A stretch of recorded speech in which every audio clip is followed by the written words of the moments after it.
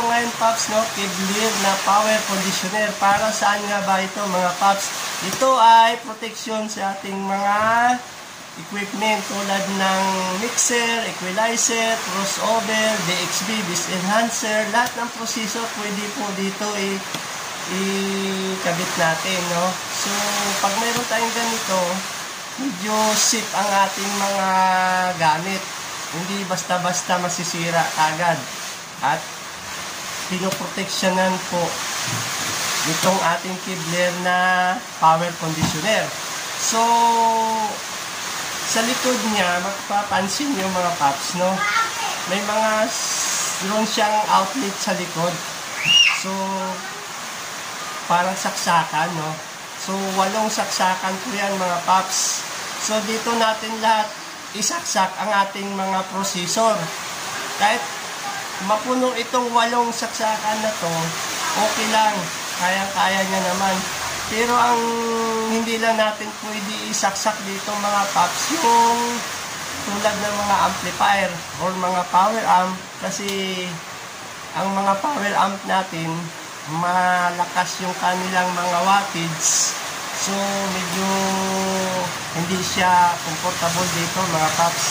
Kaya ang kailangan lang natin talaga dito isaksak yung mga tulad lang ng mga equalizer, mga crossover, mixer. Yan, pwede natin gawin yan. Dito natin ilagay. So, umiilaw ito. Lumalabas dito yung kanyang voltahe. So, ini-estimize niya lahat ng voltahe ng naka-drive sa kanya. At ang kagandahan pa dito mga Paps, protected ang ating mga processor. Bili ko ito ng 3,800.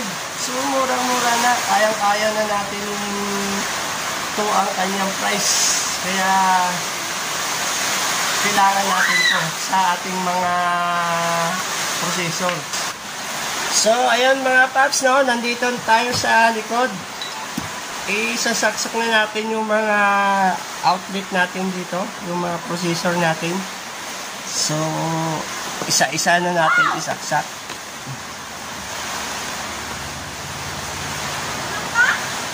Iyan ang ating crossover. Tapos ito ang ating equalizer. At ito ang ating DXB bus enhancer. At ito ang ating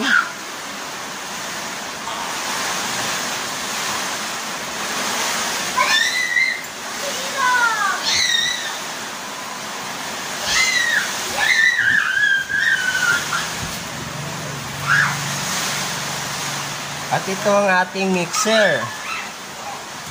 Ayun. So, bali 4 na yung ating processor na naisaksak, no? So, may bakante pa siyang 4. So, pag mayroon pang tayong pwede isaksak dito, pwede pa natin siya isaksak. Kaya, kung may mga iba pa tayong processor na pwedeng isaksak dito. So, punta na tayo sa harap mga Paps. So, ayan mga Paps. Isa-isa na natin i-on ang ating mga processor. So, i-on na muna natin sa extension. Ayan, automatic umiilaw siya. So, itong ilaw na to, ito yung voltahe niya. So, ina-estimate siya yung mga voltahe bawat processor. So, kailangan hindi tayo bumaba dito sa 222 volts. So, i-on na natin itong power niya. Ito yung power niya. Ayun.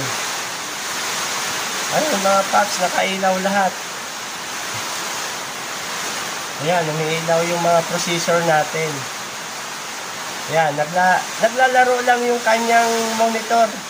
Ayan, steady lang siya. Tapos, ayan, umaakyat siya sa 223. Tapos balik ulit sa 122. Yan, ganun lang siya. Naglalaro na siya. Huwag lang bumaba sa 200 volts. Mas delikado na yun. Medyo loaded na siya kapag ganun. So, kailangan nag-fix lang siya sa ganitong number. Importante sa atin ito ang power conditioner. So, itong power conditioner, kapag halimbawa madilim, may ano siya, may extra ilaw siya. Itong dalawang ito, ilaw ito. So, kung madilim yung sa side na to, pwede natin gamitin tong ilaw na to para medyo lumiwanag. Yan, subukan natin pihitin tong mga paps. Ayan o. Yan. Tapos ito yung kanyang control sa ilaw niya. Iilaw to. Iilaw kapag pinihit natin to. Ayan o, mga paps. O, iniilaw na siya. Yan. Iniilaw siya o. Kulay blue yung kanyang ilaw. Yan. Ayan, maganda. Kasi pag madilim dito sa side na to, sa harap, pwede natin gamitin to para pang ilaw. Maliwanag siya. Ayan. Nakikita. O. So, okay na okay tong gadget na to.